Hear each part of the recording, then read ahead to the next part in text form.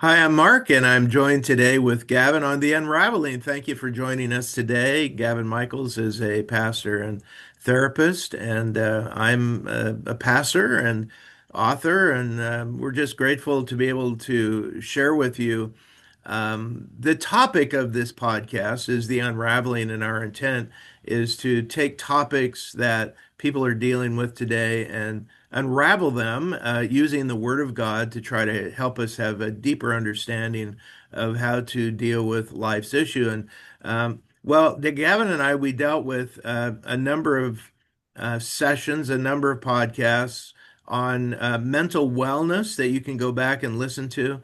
But we we have decided to talk about the topic of forgiveness because Gavin, it's a topic that a lot of people are dealing with and one that could bring a lot of mental distress. Am I right about that? Absolutely. I think that if we look at the stress and the anxiety and the worry of people today, a lot of it certainly comes from woundedness, brokenness, hurt, and Hmm. certainly unforgiveness. Hmm. So we were talking last time about what some things that can cause us to have unforgiveness and some things that keep us from being forgiving people. And this session we want to talk about a good example of a person who is able to forgive, whose name is Joseph of the Old Testament. Tell us about Joseph. Really interesting. If you look at the story of Joseph, it really starts with talking about his background. It Hmm. talks about things that may have happened in his life that caused woundedness, and certainly some things would happen. Hmm. And he certainly did not have a good relationship with his brothers, Yeah. except you talk about his young brother he was Yeah. close to, and just the mental issues associated with family issues. It certainly had a big effect on him as you watch his story. Yeah, and so Joseph, if somebody's listening, they don't really know the Bible story of Joseph. He ends up being put in prison because he was falsely accused of trying to molest his wife, his master's wife, and falsely accused. He didn't actually do that at all. And but she was rather she hated him because well he wouldn't go to bed with her, and so she falsely accuses him. He ends up in prison, and he's there for I forget, Gavin, how many years was he in prison total? It was many years. I don't know that I know the amount of years. I know that when he went to prison, he was there because uh, he was there because of the alleged crime that did not happen. Right. And yet, in the midst of him going to prison, God would still use him to touch people's lives while he was in prison. Yeah. Yeah, in fact, he became kind of a leader in prison. The guards put him in charge of a lot of things in the prison. And there was one time that one guy got released and he said, "Hey, remember me before Pharaoh." Or Pharaoh? Yeah. And the guy forgot about him. And a number of years went by, and another guy was released, and he said, "Hey, remember me." And finally, he did. So he becomes the kind of the prime minister of Egypt. Now, what we want to talk about is how in the world does a man like that, falsely accused, um, his brothers, rejected him, hated him, um, and yet he becomes prime minister and he was able to forgive what his brothers had done to him. How is that possible? I mean, people go through situations where they've been abused by a parent or a sibling or a neighbor, or they were told they were stupid their whole life, or they were put down, um, and they can't forgive. What are the barriers that keep us from giving, and what was it that enabled Joseph to be able to forgive all of his debtors? When you go to the story of Joseph, what we do know, just to go back for a moment, what we do know is that when this cupbearer got out of prison, he was the one who tested the food for the king. Hmm. Like he's the one that got out of prison. And when he did, he forgot Joseph and he didn't mention it until 2 years later. So we Yeah. know it was 2 years for sure that Joseph was in prison and many years before that. But if we I'm look at thinking it was like 20 years or something like that. it We was a should long know that, time. shouldn't we, Gavin? We should. We Yeah, should. I'm sure someone's going to look it up, or I am while we're speaking here. Yeah, somebody go So, look it up. so we're certainly going to be looking that up. But we know that during that time, Joseph had some opportunities here. He could let unforgiveness fetter, or he could choose to recognize that God was in the picture. And throughout the scriptures in Genesis, when you hear Joseph's story, you'll see the phrase, and God was with Joseph. Mm, Somehow, Joseph knew that from the time that he was stripped and thrown into a ditch and sold into slavery mhm, to the time that he became the leader, the second in command in all of Egypt. mm, That phrase, and God was with him, would become very, very important to recognize that Joseph recognized that. yeah. And so it was life changing. Forgiveness happens. It can only begin to happen really when God's in the picture. Well, and I think he knew that because he knew the scriptures. He had read the Old Testament. He had remembered, God's provision for his father, even for his father. And he had read those scriptures, and his father no doubt rehearsed those stories to him as he was growing up. And that's how we can know that God is with us because we read the Bible. And Jesus said, Lo, I'm with you always and to the end of the age. We know that he's with us. We know he's walking with us. We have to be assured of that. And yes, Joseph was assured that God was with him. But is that enough? Is that enough to give us the ability to forgive somebody? I don't think the fact that you know that God is with you is the starting point. Okay. To recognize what God is capable of and what I can do with God's presence and his guidance. We Mm-hmm. also know that Joseph knew more than just that because of the gift he was given to interpret dreams. Mm-hmm. Joseph was very, very aware of things. Yeah. Okay.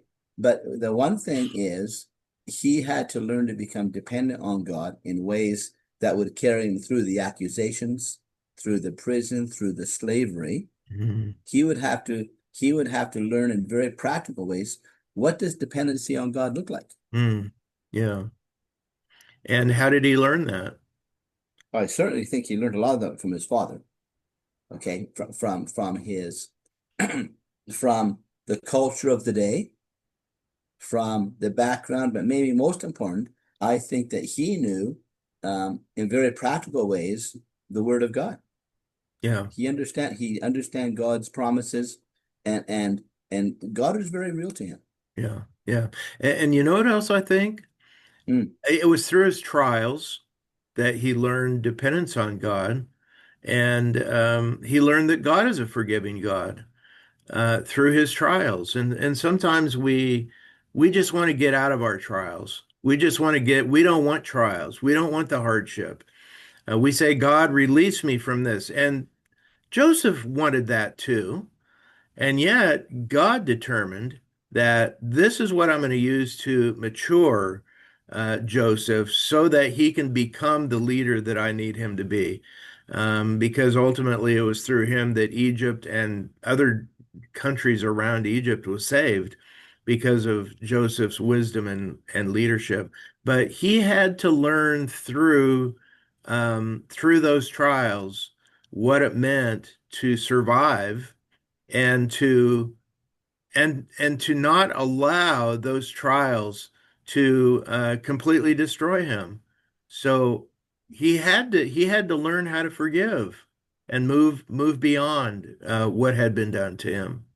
And I think that part of that becomes really important is somehow in the midst of all this, Joseph looked beyond his circumstances. Hmm. It doesn't mean he didn't hurt. It doesn't mean he didn't struggle. It doesn't mean he wasn't Right, wounded. right, But in the midst of that, he had to depend on something greater than him for the answer that would happen in his life because he had no idea. right. He had no idea. And because he had no idea, he had to think of things that were way beyond what his capability of thinking was, and depend on the fact that uh, God had a greater plan. Hmm. That's And so important that too. That's it important for is. us too, because we often, if ever, can see into the future to know how it's going to end up. And so people just get stuck, right? They just get stuck in their anger, their bitterness, their resentment. So somebody comes into you, Gavin, they say, Mr. Counselor Gavin, I'm really struggling with this person who has offended me, has hurt me in some way, and I just can't get over it. What are the steps that you lead them through that maybe Joseph also had to learn that would help them to get to that place of forgiveness? I think the starting point certainly is knowing their story. In the recipe, we talk about Yeah. exploring what has brought them from where they're at, what brought them to that place, what was their response to it, and what are the best options that they can take to move forward in their journey.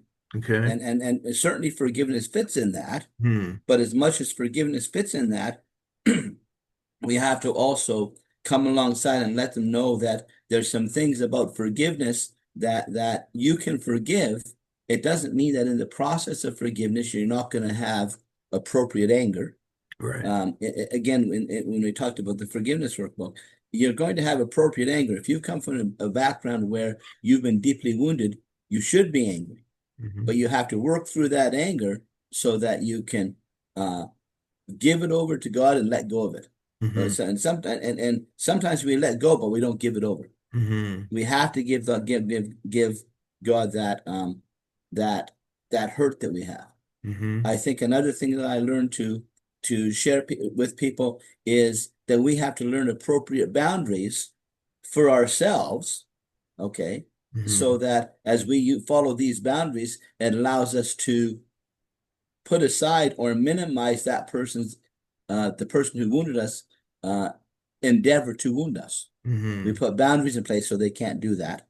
Uh, Certainly, it doesn't mean that we don't say that the past is no longer, it doesn't matter. It's shaped who you are, but it has not given you an accurate picture of who you are. Hmm. So we take on things like worry, fear, doubt, guilt, and shame, which are all tools of the enemy. We take those on, and that blocks us from ever investing our emotions into trusting a God that cares for us, Hmm. Hmm. and knowing this that He cares for us deeper than our wound is. Hmm.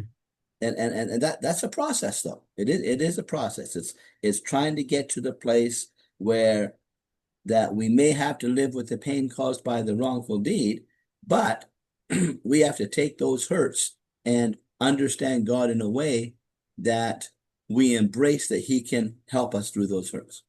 Well, and this is an important point I think that you've made because this is not a quick fix thing. We're not just going to give a formula and say, here, okay, here's step one, two, three, four, and five. You get to step five and you're going to be all good. And I think a lot of people get a misconception that in order to get healing in any kind of a mental health issue, it's just like a formula. If you get through the formula, you should be okay. And then some Christians will accuse that person of not being spiritual enough or not having enough faith or not praying enough because they're still not well. It's a process, isn't it? It really is. And we mentioned this last time when we were talking, that becomes so significant. People have to identify what the issues are to work through the issues. That's where the Hmm. awareness comes in. Hmm. Then they have to grieve what they've lost. Hmm. Okay. And Right. and they and it's, with the grieving process, there's some steps to that, but you don't go through all the steps once and you're done. Hmm. You may be on step one. You may be stuck in denial. You may be stuck in anger. But as you process forgiveness, you may be in several steps at the same time. Hmm. And when you go through the process of forgiveness, you're going to be going through many, many emotions at one time. And as you go through those, that's going to have a huge impact on who you are. Hmm. Yeah. I think also keeping the end in mind by faith is important because when Joseph in Genesis chapter 45, when Joseph is confronted with his brothers and they finally find out who he is because they didn't recognize him for a long time. He would have been would have had different dress on. He looked more Egyptian than he did Jewish. Probably was his face was shaved, you know. He wore a headdress. He looked very royal. So they didn't actually recognize who he was. Um, and when he finally divulged that to them, they were fearful that he was going to take revenge on them.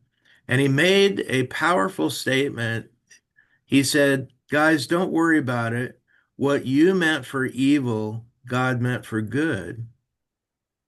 Yes, and that shows uh, a changed, forgiven life from Joseph's perspective. Hmm. Okay, it's not like Joseph didn't struggle with all this. He Right. didn't get up one morning and said, "Oh, everything's fine." Right. Okay, Yeah. he struggled for a long time, Right. and but it's really interesting that if you go to Genesis 45, as you were saying, Joseph reveals himself. He says, "Come close to me," in verse 4.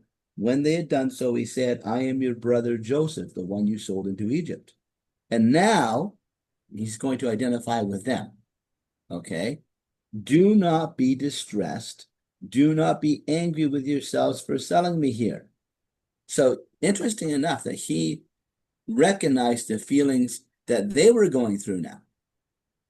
Why would he do that? It's because he recognized the feelings that he went through. Mm. And so he recognized the emotions they were going through, and that they were in a place where uh, they had been caught, Hmm. and they may have tried to put all this behind them. Well, guess what? Now the past for them became the present. Yeah. And at that point, the first thing it did really was sear their hearts. It Mm. revealed it, and then they had to make some choices. Yeah. One of the things we talk about in forgiveness that becomes really significant is that when it comes to forgiveness, recognize what God's forgiveness looks like Mm. for ourselves. Hmm. And you go to scripture where you have a passage where a woman is brought to Jesus, Yeah. and she's caught in sin. And as the passage goes, um, the people that brought her were revealing her sin, but not revealing Right. revealing theirs. Their own. Yeah. And it says that Jesus stopped and he wrote in the sand. Hmm. And what the silence did was reveal their hearts, because Hmm. Jesus said, "Let he hath no sin cast the first stone." Hmm. And Jesus said something. He said, "And where are your accusers?" Because one at a time they dropped the stones and they left. Yeah. "And where are your accusers?" And he said, "And neither do I accuse you." We'll stop there for a minute. Okay. The accuser is Satan, not Jesus. Hmm. Okay. It's a very Yeah. interesting verse. Yeah. Yeah. "And neither do I accuse you, but go and sin no more." Mm. He recognized the sin, but he recognized the person. Hmm. And he extended forgiveness and a way for them to move forward. Mm. And that really is the process of forgiveness. Mm. And it becomes very, very important. And of course, in Genesis 45, when you look at Joseph, can you imagine the look on his brothers' faces when he revealed himself? It would have been amazing to see that. Okay, and it had been in a lot of years. So Yeah. for all those people out there that are checking up all the Yeah. information, Yeah. okay, all this started happening when Joseph was 17. Yeah. Okay, and he got out of prison when he was 30 years old. Okay, there you Okay, go. so they can do the numbers. Hmm. Okay, it doesn't say exactly what those numbers are, but it reveals his age Yeah. and the time that he was there, and then of course we take into account the 2 years that he was forgotten. Hmm. Uh, and so that's for all of our friends that are doing their research. There you go. Thank you for that, Gavin. There are some people who probably they're still back at the beginning of the podcast trying to figure that out. Um, and I think it also when those brothers finally knew who this guy was.